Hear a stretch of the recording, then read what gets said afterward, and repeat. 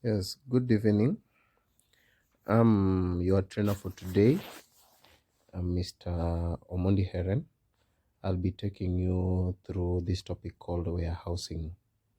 So, by the end of this lesson, you should be able to define what is a warehousing, what is warehouse, types of warehouse, importance of warehousing, then factors to consider when choosing a location for locating a warehouse. So by the end of our lesson, you should be able to get those answers and have them by your fingertips. So we'll start by defining what a warehouse means before we get to warehousing.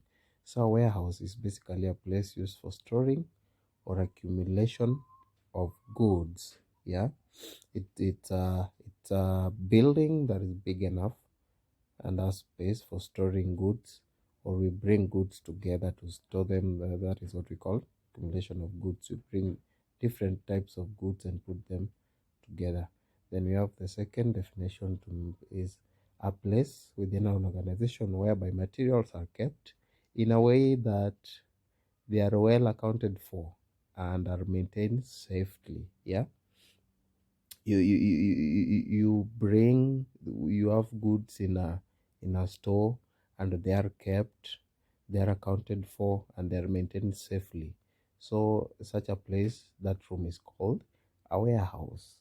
Then now we'll go to what is warehousing. After defining warehouse, what is warehousing? We are getting that warehousing is the process of storing goods until the time they are required. Okay, you bring these goods together, you store them, you maintain them until that time they are required, they are needed in the market, or they are needed by a buyer or anyone else, and they're being picked from a warehouse. So the process of storing goods, that is what we call warehousing. After that, we are going to check, why do we store goods in a warehouse? What are some of the importance does it bring about? After storing goods, what do we gain? Or basically, why do people store goods in warehouse? So we get number one, it provides a storage of goods. It acts as a place where we store goods, maybe a room or a building we put our goods. Then the second one, it provides a steady flow of goods. That is, goods are stored in times of plenty and released in times of need. If there are more goods in the market, you have no place to take them, because maybe if you get them to the market when the goods are plenty, the price will reduce and so on. We store them in the warehouse.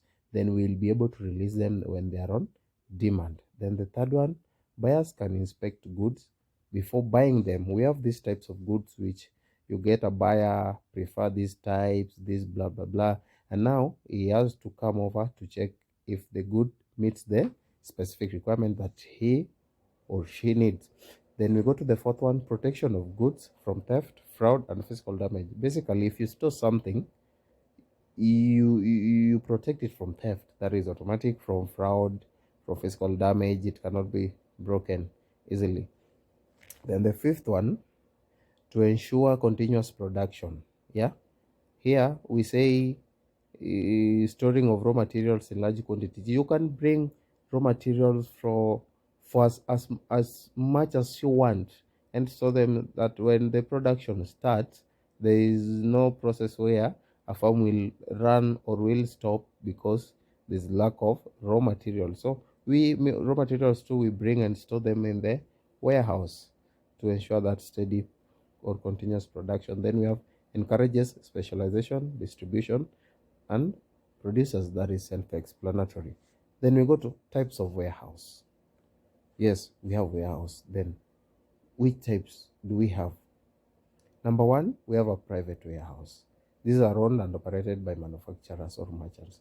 There are these kinds of business people who have decided to build a warehouse for themselves.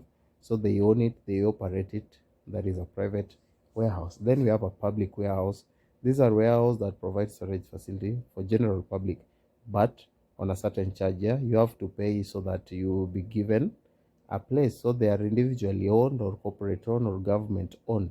Anybody can own them. Then we go to bonded warehouse. These are licensed by government to accept imported goods, yeah, for storage until the time of custom duty is done. Yeah, maybe this one we find basically on the ports, Mombasa, Nakuru, and so on. Then we have the fourth one, free warehouse. A warehouse which is tax-free goods are kept awaiting sales, either locally produced or requiring no taxation, or imported goods for which custom duties have already been paid. Yeah, I think during that time when we had maize importation, you had the storage of goods is being done in Mombasa. There's a good example of where the goods were stored. Then we have contract warehouse, which if you read there, it says handles shipping, receiving, and storage of goods on contract. Then we go to the next subtopic where we say factors to consider when choosing warehouse location.